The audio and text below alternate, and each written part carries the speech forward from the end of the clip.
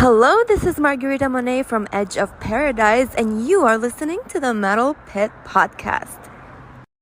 Welcome to the Metal Pit Podcast. This episode is our second interview podcast episode. Today, I will be talking to Margarita Monet of Edge of Paradise, the Los Angeles, California-based hard rock metal band. If you're new to our podcast, look at our previous episodes. I previously did an interview with Diva Satanica of the bands How We End and Bloodhunter. And our other episodes all discuss a classic metal album. So make sure you check them all out. We will be adding more interviews to our podcast as we go forward. You can find the Metal Pit online at www.themetalpit.org. And we are on Instagram and Facebook at The Metal Pit.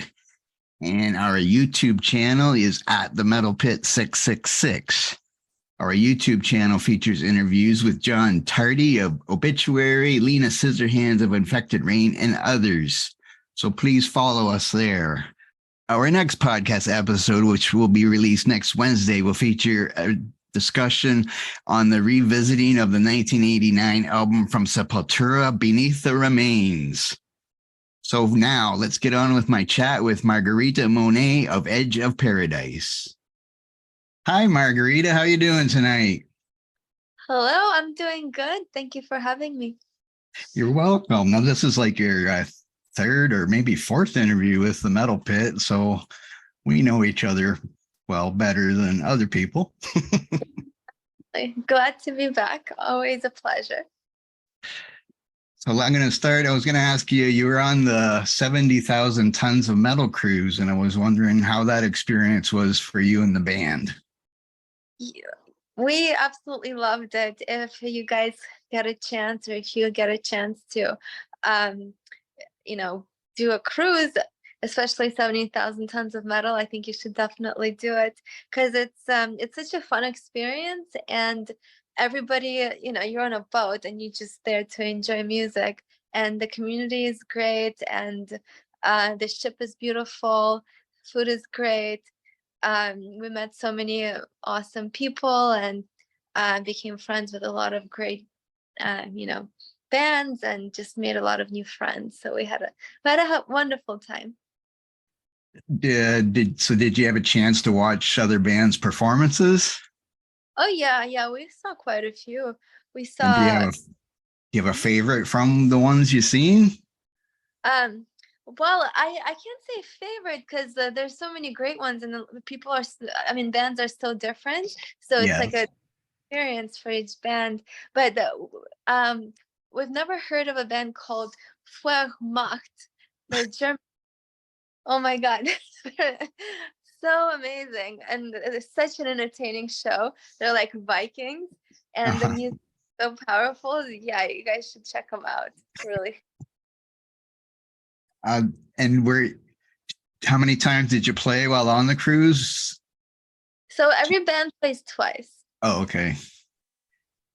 And is it the same crowd? Like, do some bands have a bigger crowd area, like a bigger stage, or is it all the same?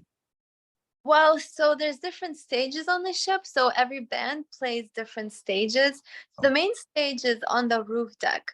And, the headliners play there, like Nightwish, Dragon Force. Then there's a theater. And then there's two, like, club stages. So one night we played a club stage, and then we played a theater. So bands kind of switch off. They go between theater, club, roof deck. Yes. So did you have a lot of interactions with just fans then between playing shows? Oh yeah, it was so fun because, well, some of our fans, friends that became over the years, we haven't seen for so long, because a lot of them are on the East Coast, and we haven't been back to the East Coast for quite a while. So it was a place to meet each other again, and after all these years. And from Europe, people from Australia. So everybody was just there in one place, and it was great to see everyone, and made a lot of, met a lot of new people as well. So. That's great. Now you're working on another album, your fourth album, that is. What can you tell us about that right now? Well, it's all ready to go. Oh, is So, it? Okay. yeah, we've been anxious to get it out there. So we're just finalizing a few things on the record label and hopefully we'll have a release date for you guys soon. But we are so proud of this album. This album has a new sort of energy to it. It's a raw energy, but it still has that cinematic sound that we had through Universe and through The Unknown. I feel like it's just on another level. So I can't wait for people to hear it. And there's a lot of themes throughout the album. So we're gonna have a graphic novel to go along with it. Oh, And I already have 2 music videos. So there's a whole storyline that follows the songs. So yeah, we just can't wait to start putting it out into the world. So, now do you have a release date for maybe the first single yet or video? we're hoping this spring, hopefully before summer. We should know this. Well, we should know in May. I think we'll have everything finalized and we'll Okay. start music out there. Yeah. Well, I got a preview and I thought it was pretty good what I seen. So Cool. Cool. Did you like it? since this is what you're done now, your fourth album, but has anything changed over the years in your creative process and writing for albums?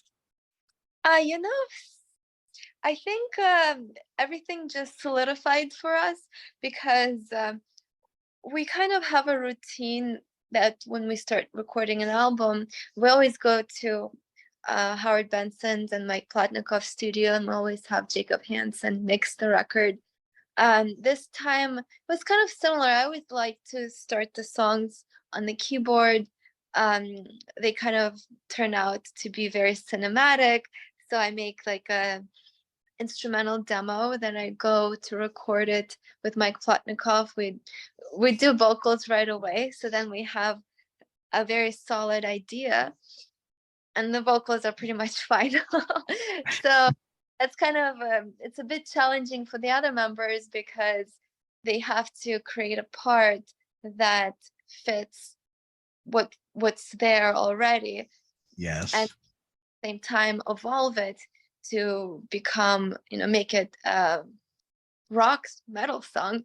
um Mhm. Steve and I, we've kind of done the same thing in the past. Sometimes he started, he would have an idea on the guitar and I kind of built upon that.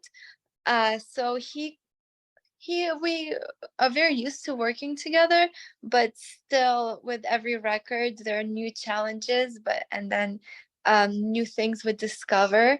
But it's the first record that all the band members in the current lineup are playing on this record, which I feel like brought the new energy that we didn't have before. I think it's the first time that we have such a solid lineup, and we're just kind of here as a unit, um, going into battle. Yeah, I think we captured that on the album. You you mentioned you sent me a video from this new album, and there's a few costume changes, and I know you probably do that on maybe not when you're an opening band, but you probably do costume changes now. Are these costumes your own creations, or are you just finding what fits your style? It's a bit of a mix. I customize a lot of it. Like for the music videos, I do a lot of props, but we've worked with really, there's so many people that create really unique things out there. And because of the internet, it's easy to connect these days. So for that music, Yes. um, yeah, there's quite a few different people that we worked with on the outfits, on the production, but I kind of had a strong vision of what I wanted it to look like, and then it was great to collaborate. So they all helped me bring the vision to life. But yeah, when we play live, I don't really have much costume changes other than there's some changes with, something that's easy to like. Yes. Yeah, but it's we with this tour coming up, Lacuna Coil tour, we do have some surprises we're bringing out for this live show, so that should be exciting. And as the band grows, we're gonna keep building upon the live show. The more space we have, the more the more we'll bring. And eventually we have to have enough room for a grand piano, for a spaceship, something. Yes. Now, do you play the guitar? Like, do you play the guitar as well, like when you're writing songs, or is it just the piano that you're using keyboards? Yeah, mainly I play keyboards. I mean, these days, like I have quite a few different keyboards I use. I use an Arturia, which is more of a synthesizer, Mhm. and then is a Roland, and Roland has just endless libraries of sound. So there's really endless possibilities you can create. But the guitar work, I leave it up to Dave and David. Yes. They can handle that. Yes.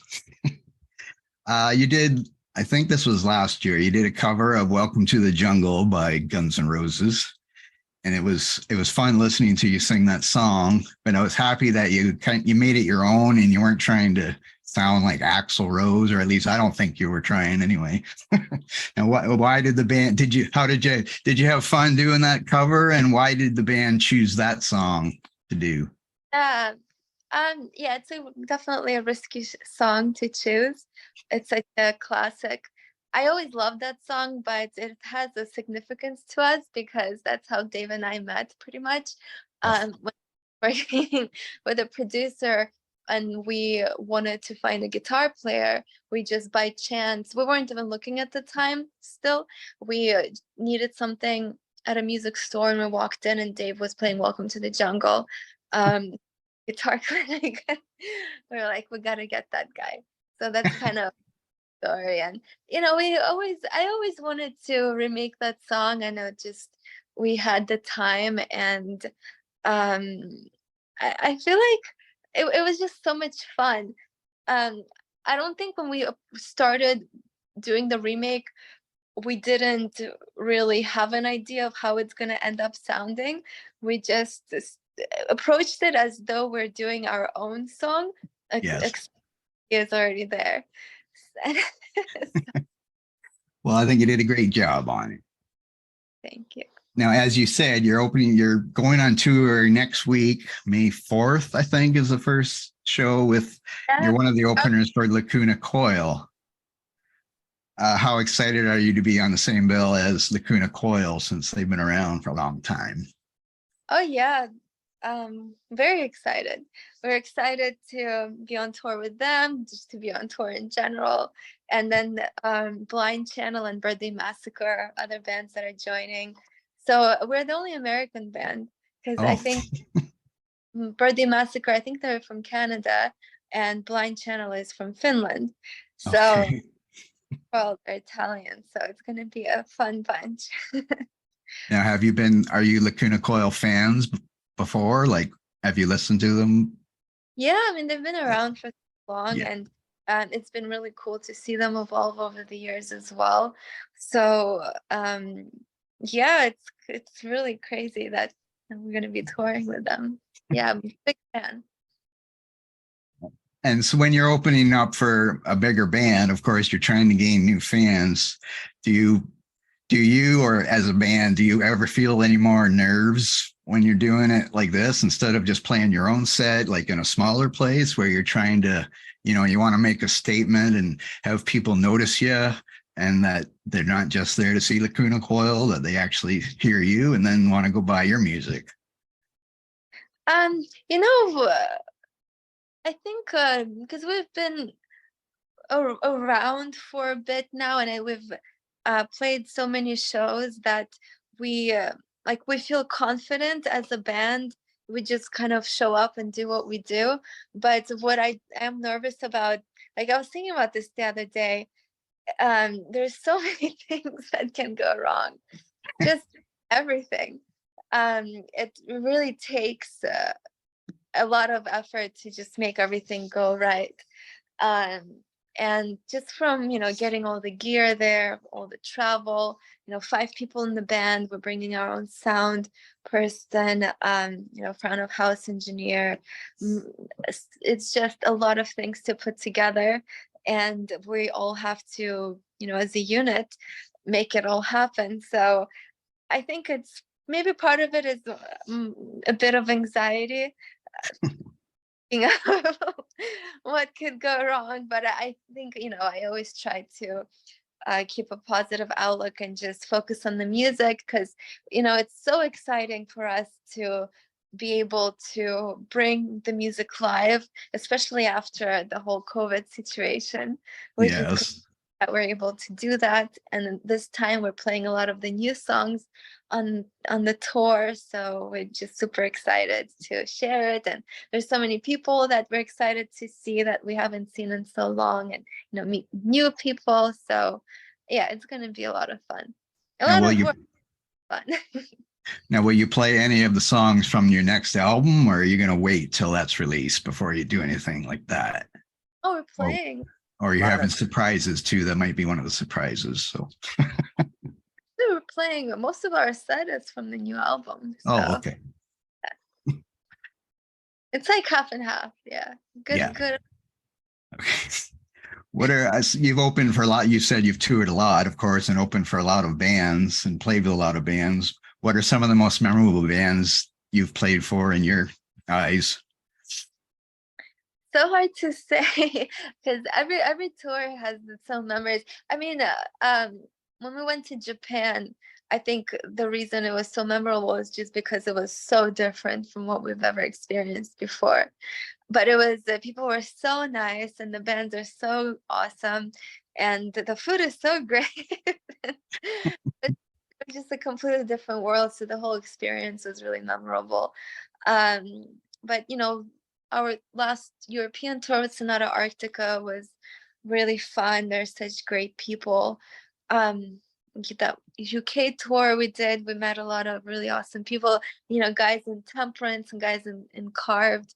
We became such great friends. So they're our Italian brothers and sisters.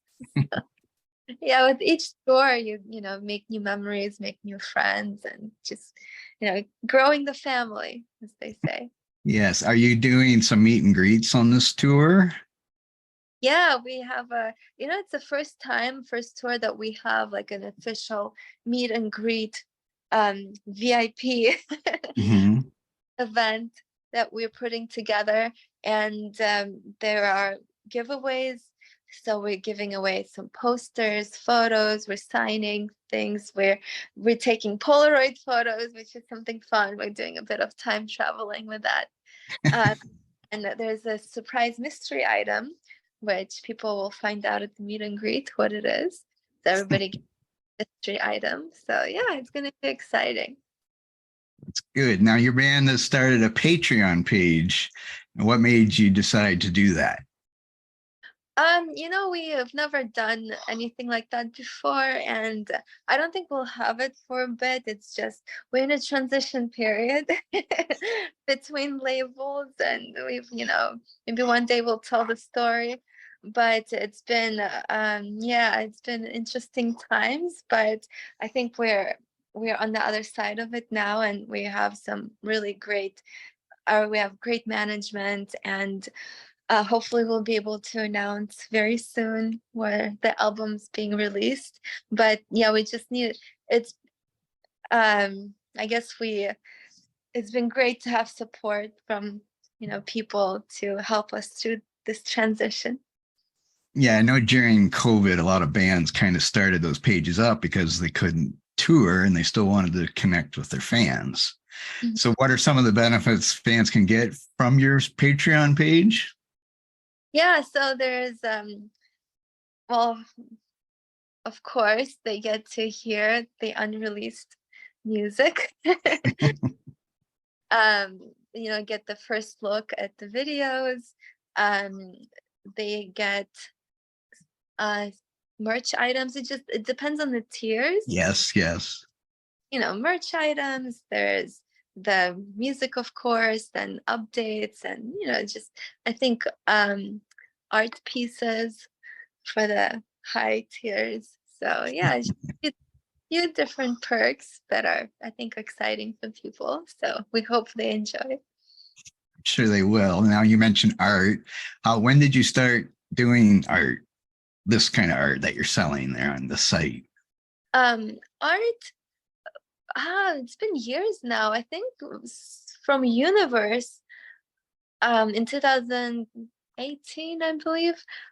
I don't know. I don't remember what year. I just remember one time I posted something online and people wanted to buy it, and I was really surprised by it. So I just kept making it because people seemed to like it. And my mom um is a great artist, and since I was young, I was always painting, by myself or with my mom. So I've missed it. So one time I just picked it up and people had interest in it, and eventually I started to incorporate it into the band. Like for the Universe album, I made a lot of paintings. For the Unknown, I released a lyric and art book, and for this one, we're gonna do a graphic novel. I'm gonna do a lot of the art, but we're gonna have other people contribute, work with us on the artwork as well, because I love to have, the um, outside perspective of other artists. Yes. Great. But yeah, I love to paint, and actually I'm working on some pieces now. I don't know where I put them, but I can show you if I remember. But I'm working on some stuff to take on tour. So That's good. Now, you've probably been asked many times about your influences, so I'm not going to ask you that again. But now you have 4 albums recorded and you've been touring for a long time. Do you still find new influences when you see other bands, like maybe on the cruise? I don't think you're going to turn into Vikings, but you've seen other bands. Do you still get influenced by others, or are you more concentrating on your own stuff? And yeah, like I think when I think of influence, like when we write the music, I don't think we, because it takes so much time and effort to make an album, so you're kind of immersed in it, and then I come home and I just want silence. So I don't hear much, but I get inspired by seeing other artists. But I think at this point, I think from the Universe album, probably I would say that defined our sound, and we kind of stuck to that and stuck to evolving what that sound is. And I yes. think I just have I mean, of course, with each song, with each album, there's always that evolution, but I think it's just building upon what we created. So yeah, I think, yeah. I don't know, it's a Now hard you're question. influencing other people. I hope so, but I do get inspired by, Yes. watching people. So And this question you've probably been asked lots of times before, but I'm going to ask this one anyway. You have a beautiful singing voice with you could do various styles. So why did you choose hard rock, heavy metal as what you wanted to sing? that's Dave's fault. Oh, I had no say in it. Um, I don't know. I kind of fell into this. I never thought I'd be in rock or metal.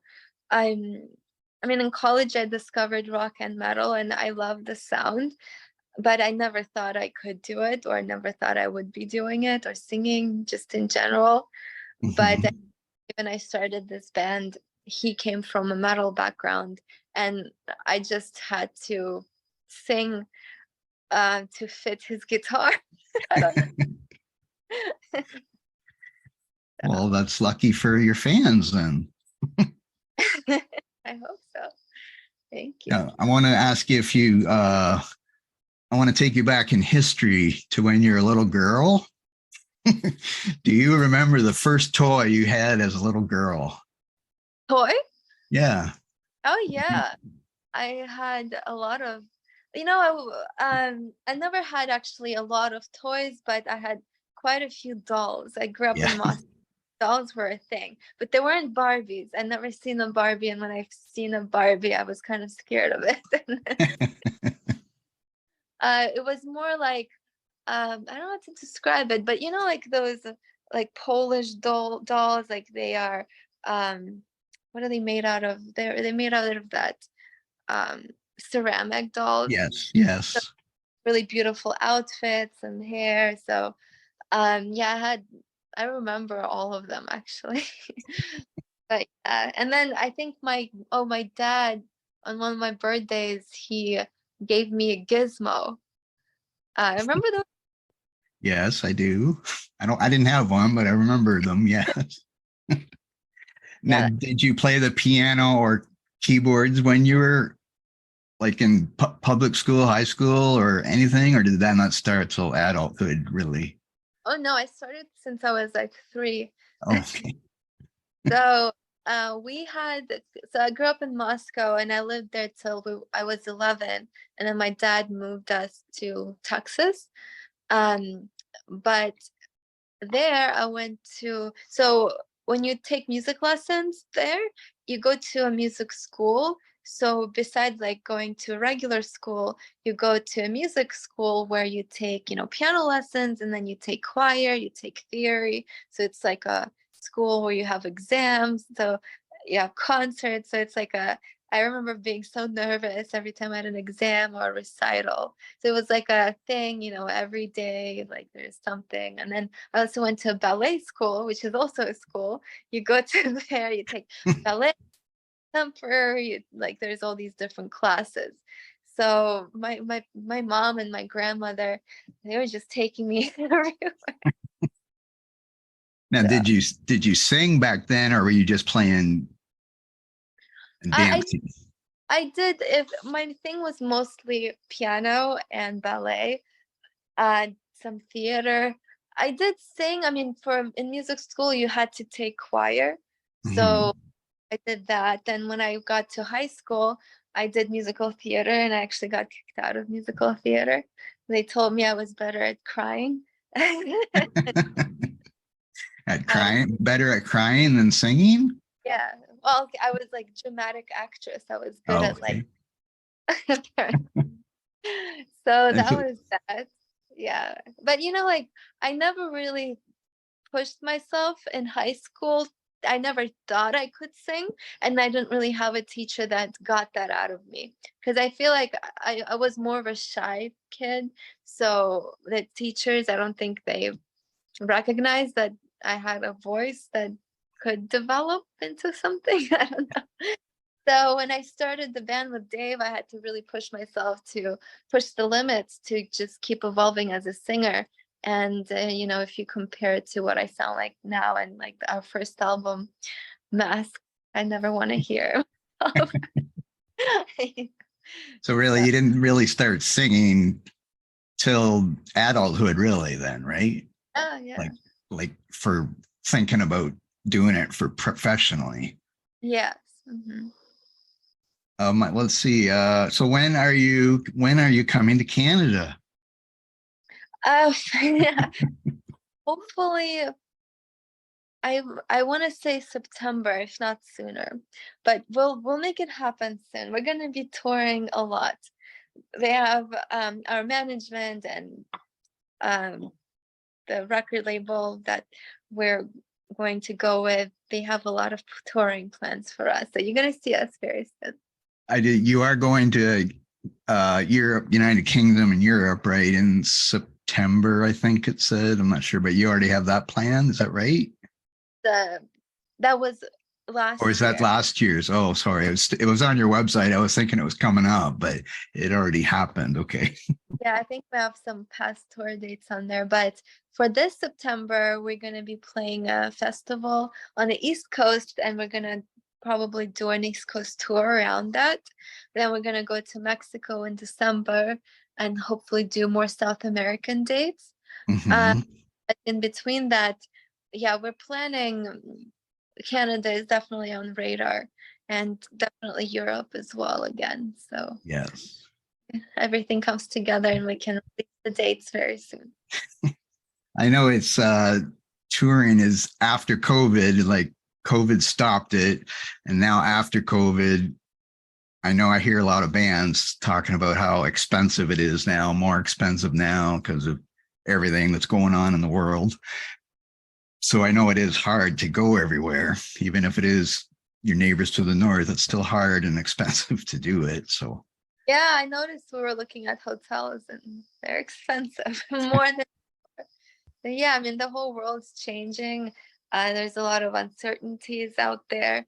That's why we make this music so we can all escape for a little bit and experience the music and go to another world and then get back to reality later.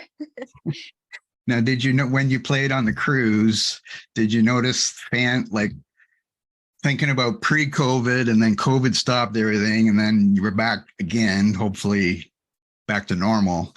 But did you notice fans' reactions being any different? Like that they're more happy now because they had to sit around for 2 years and not go to any shows? Yeah, I mean, I did notice, I mean, everybody mentioned how happy they are to, being back out there. But I think people are just, I think in rock in general, every time there's a show, everybody's just there to have a good time. And it's a really great atmosphere because I don't know, like people, fans of rock and metal, I just think they're awesome people and they're interesting to talk to. And there's a lot of depth and it's just a lot of fun. But yeah, I mean, definitely, I think people appreciate. I remember during COVID, some people were saying, "Oh, live music is never coming back. It's going to be all virtual concerts." And I'm thinking, like, there's no way because there's no describing what a live show experience is versus like watching it on YouTube because uh, you can't convey the same energy through the screen whether you No. have like headset on, which is right up our alley because it's what a lot of the kind of heading that direction. But I'm still a firm believer that live music is something you can never replace, and I feel like a lot of people feel the same way. And it's great to be back, even though some things are more expensive, some things are hard to happen, and it's just part of enjoying life. Yes. And that's really how the bands make money now, really, isn't it? Is touring and having people buy merchandise. And because obviously with Spotify and all that stuff, not as many people buy the physical copies anymore. Yeah, that's true. Very true. Yeah. Is there anything you wanted to talk about that I haven't asked about? Um, I think we covered a lot, but Yes. it's fun. I mean, I love talking and just talking about the music, and yeah, so it's always fun. But I think we covered a lot of ground. Okay, well, thank you for talking to me. I hope you have a great tour with Lacuna Coil, and I do hope to see you in Canada, hopefully later this year. Oh yes, definitely, and we'll really look forward to meeting you, and at the show finally after all these years. So, and thank you for all your support, and thank you to all your listeners. And we're very excited to unveil the new music very soon. So, thank you. Thank you for all your. Okay, thank you, Margarita. Good luck to you and your band. Thank you. Bye. Thank you. Night. Bye.